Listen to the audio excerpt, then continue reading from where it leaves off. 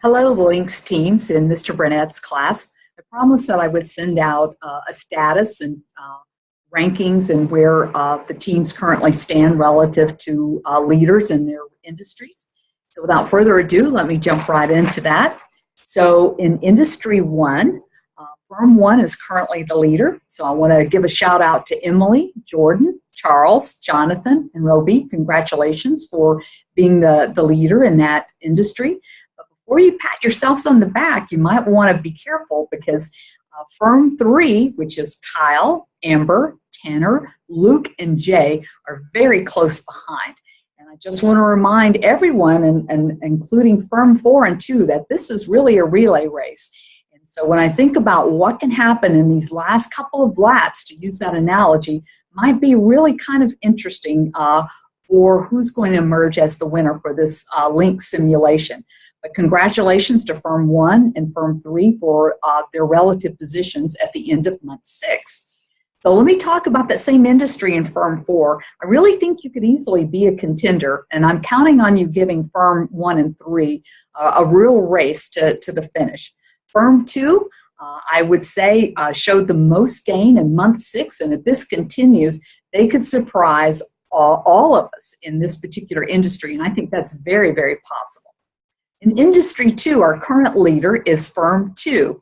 So another shout out to Jonathan, Luke, Sean, Sabri, and William. Congratulations on being the leader in that industry. I will say, much like our Industry 1, and it's the case for my section as well, the top 2 teams are so close that it really is going to be a bit of a photo finish to the end. So in Firm 4, congratulations to William, Kristen, John, Josh, and Sam for doing such a really good job with your company and the performance that you're also posting for your firm in this industry.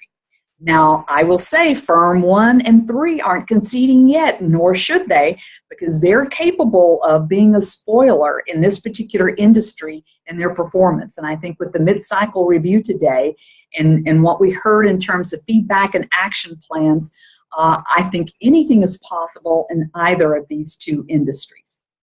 Now, the rest of my message is going to be about 3 points that I think that I want all of the teams to kind of hear and understand. The first one is that we're looking for some understanding by each of the companies about how they can use the research that's available to them to make more informed decisions.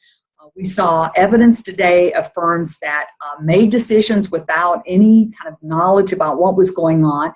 Some of it worked out well, some of it not so good, and it will go under that column of lessons learned. So if you think about these research reports, many of you said in month 4, we were just trying to figure out what was going on, who are our competitors, what are these markets and regions like. Month 5, you gained a little bit more confidence, but from month 6 rolling forward, so with decision 7 and then with decision 8 and 9, we would like to see that you truly understand, like any company that's leading in their particular industry sector, whether it's consumer packaged goods or whether it's electronics, the research is really critical to making better decisions as time goes along. And in fact, if you recall, I used that quote from Bill Gates about he or she that uses the information the best will end up being the winner. And I think it's very true as it relates to the link simulation.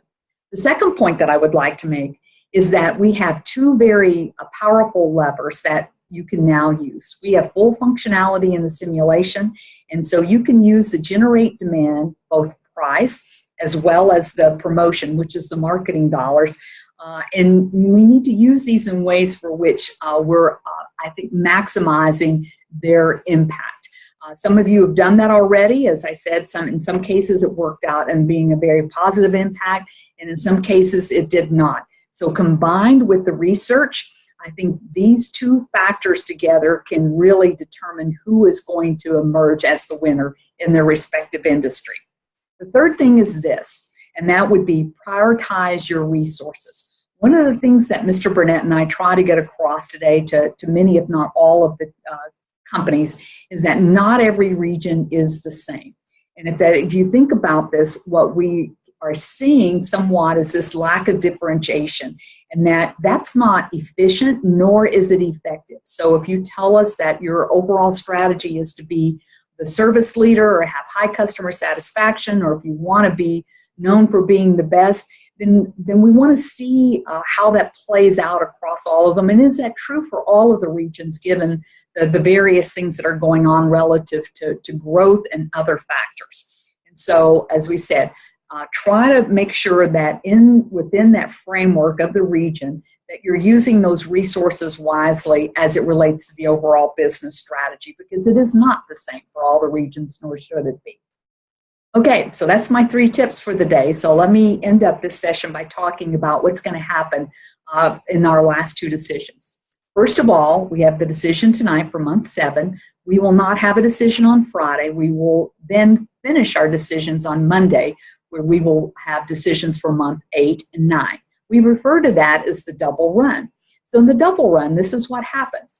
When you, on Monday, meet with your team, or maybe even over the weekend, the decisions that you put in for month 8, you will not have the ability to change those. And what happens is that Dr. Chapman will simply run those again as they currently exist in numbers.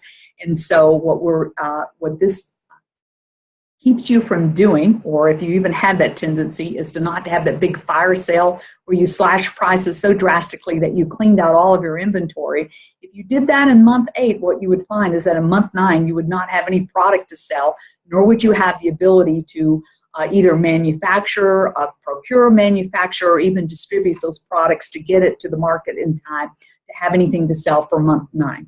By the same token, not only that, we want to make sure that in this month 9, in terms of this automatic pilot, that you're looking at making sure that we're not cutting off all of our orders for subassembly components or raw materials as well.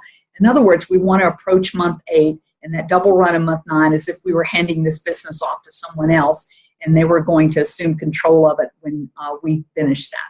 I'll send out an update probably on Sunday about who is the current leader across the industries, just like this one. It probably won't contain many tips about what to do, because at this point in time, you guys really are quite adept managers in terms of running your businesses.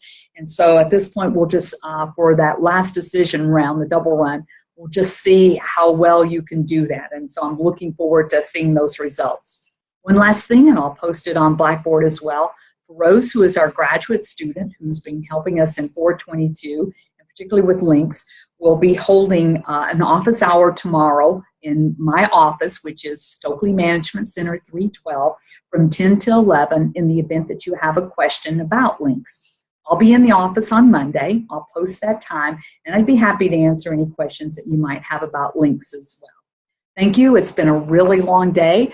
I actually sat through 19 mid-cycle reviews today, and I'm ready to go home and start it all over again tomorrow.